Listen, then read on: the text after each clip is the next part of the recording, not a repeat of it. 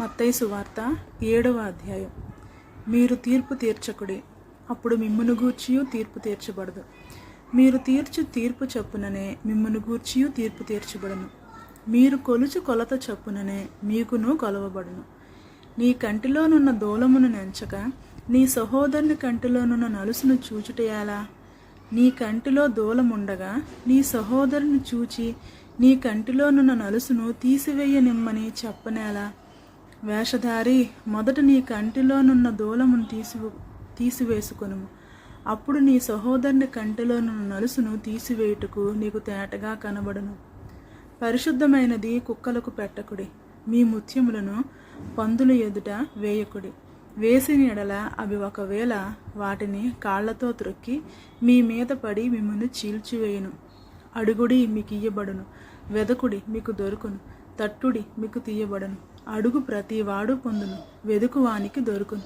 తట్టువానికి తీయబడును. మీలో ఏ మనుషుడైనను తన కుమారుడు తన్ను రొట్టెను అడిగిన ఎడల వానికి రాతినిచ్చునా? చేపను అడిగిన ఎడల పామునిచ్చునా? మీరు చెడ్డవారయుండి మీ పిల్లలకు మంచి ఈవులు నీయనెరిగి ఉండగా పరలోకమందున్న మీ తండ్రి తన్ను అడుగువారికి అంతకంటే ఎంతో నిశ్చయముగా మంచి ఈవులనిచ్చును. కావున మనుషులు మీకు ఏమి చేయవలనని మీరు కోరుదురో అలాగుననే మీరును వారికి చేయుడి. ఇది ధర్మశాస్త్రమును ప్రవక్తల ఉపదేశమునై ఉన్నది. ఇరుకు ద్వారమున ప్రవేశించుడి. నాశనమునకు పోవు ద్వారము వెడల్పును, ఆ దారి విశాలమై ఉన్నది. దాని ద్వారా ప్రవేశించువారు అనేకులు. జీవమునకు పోవు ద్వారము ఇరుకును, ఆ దారి సంకుచితమై ఉన్నది. దాని కనుగొను వారు కొందరే. అబద్ధ ప్రవక్తలను గూర్చి జాగ్రత్త పడుడి. వారు గొర్రెల చర్మములు వేసుకొని మీ వద్దకు వత్తురు, కానీ లోపల వారు క్రూరమైన తోడేళ్ళు. వారి ఫలము వలన మీరు వారిని తెలుసుకుందరు. ముండ్ల పొదలలో ద్రాక్ష పండ్లైనను పల్లేరు చెట్లను అంజూరపు పండ్లైనను కోయుదురా? అలాగుననే ప్రతి మంచి చెట్టు మంచి ఫలం ఫలించును, పనికిమాలిన చెట్టు కాని ఫలం ఫలించును. మంచి చెట్టు కాని ఫలం ఫలింపనేరదు, పనికిమాలిన చెట్టు మంచి ఫలములు ఫలింపనేరదు. మంచి ఫలములు ఫలింపని ప్రతి చెట్టు నరకబడి అగ్నిలో వేయబడును. కాబట్టి మీరు వారి ఫలము వలన వారిని తెలుసుకుందరు.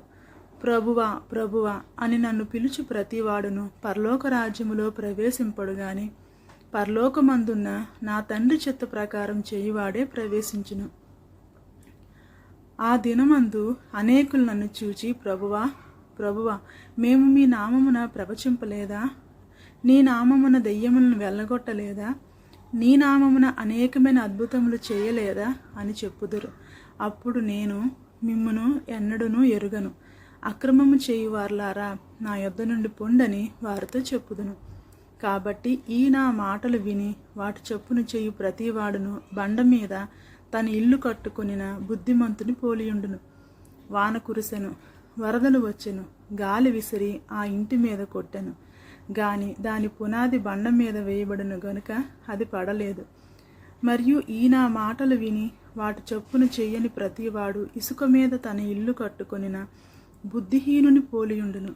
వాన కురిసెను, వరదలు వచ్చెను, గాలి విసిరి ఆ ఇంటి మీద కొట్టెను, అప్పుడది కూలబడెను, దాని పాటు గొప్పదని చెప్పెను.